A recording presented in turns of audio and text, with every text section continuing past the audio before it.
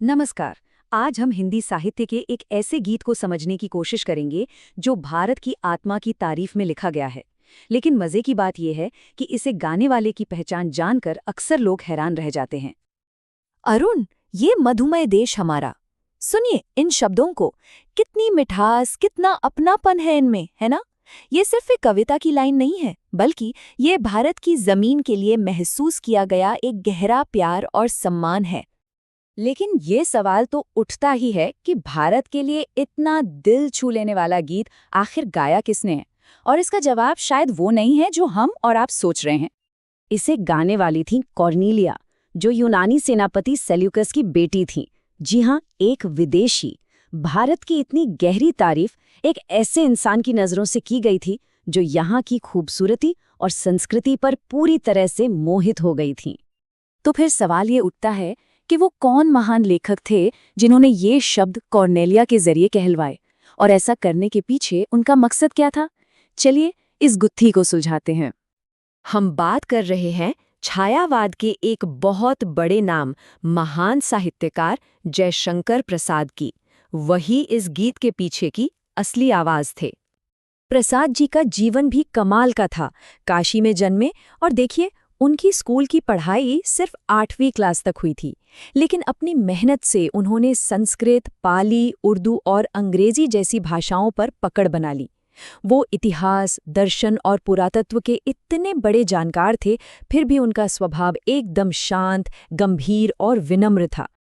इतिहास और दर्शन की यही गहरी समझ उनके लिखने की नींव बनी। प्रसाद जी के साहित्य का एक ही बड़ा मकसद था, राष्ट्रीय जागरण।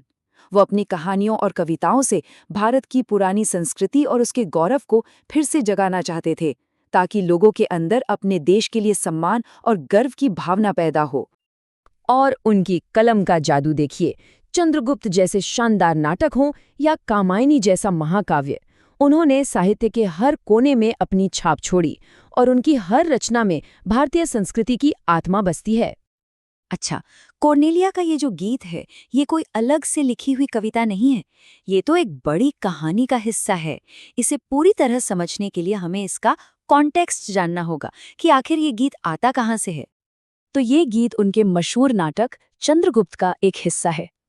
जरा सोच कर देखिए, कॉर्नेलिया सिंधु नदी के किनारे बैठी है, भारत के खूबसूरत नज़ारे देख रही है और बस उसमें खो सी गई है।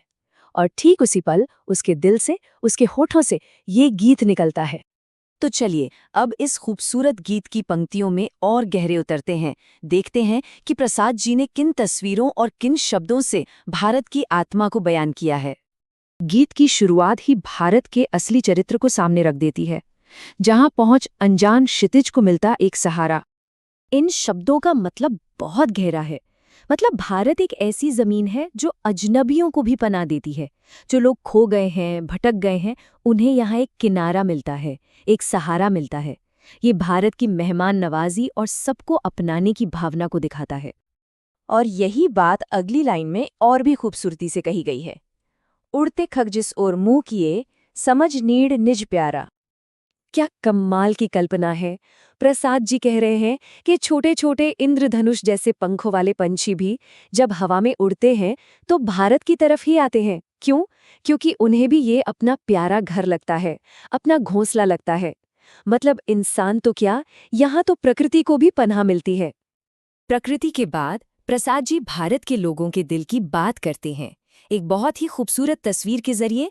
बरसाती आंखों के बादल बनते जहां भरे करुणा जन। ये लाइन शानदार तरीके से बताती है कि भारत के लोग दया और हमदर्दी से भरे हैं। यहाँ की आंखों में जो आंसू हैं, वो भी करुणा यानी दया के पानी से बने बादल हैं, जो किसी और का दुख देखकर बरसने को तैयार रहते हैं। और गीत का अंत भारत की सुबह के एक प्यारे से वर्णन से होता है।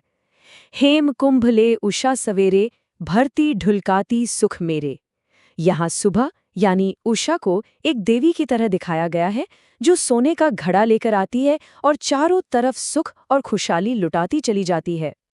तो इन सारी खूबसूरत तस्वीरों को मिलाकर प्रसाद जी भारत की एक ऐसी पहचान बनाते हैं जो वक्त के साथ बदलती नहीं। एक ऐसा संदेश जो कल भी सच था और आज भी उतना ही जरूरी है। इस गीत का सबसे पहला और गहरा संदेश ये है कि भारत की पहचान अजनबियों को पनाह देने वाली जगह के रूप में है। ये वो जमीन है जो भटके हुए लोगों के लिए एक किनारा है, जो हर किसी को सहारा और सुरक्षा देती है। और सबसे बढ़कर ये करुणा और दया का एक बहता हुआ सोता है, जहां हमदर्दी लोगों के स्वभाव में है। तो इस तरह एक विदेशी किरदार की नज़रों से जयशंकर प्रसाद ने एक ऐसे देश की तस्वीर बनाई जो अपनी सरहदों से नहीं बल्कि अपनी खूबसूरती और सबको गले लगाने की आदत से पहचाना जाता है। और ये कविता एक सवाल छोड़ जाती है, आज हम भारत को किस नज़र से देखना चाहते हैं?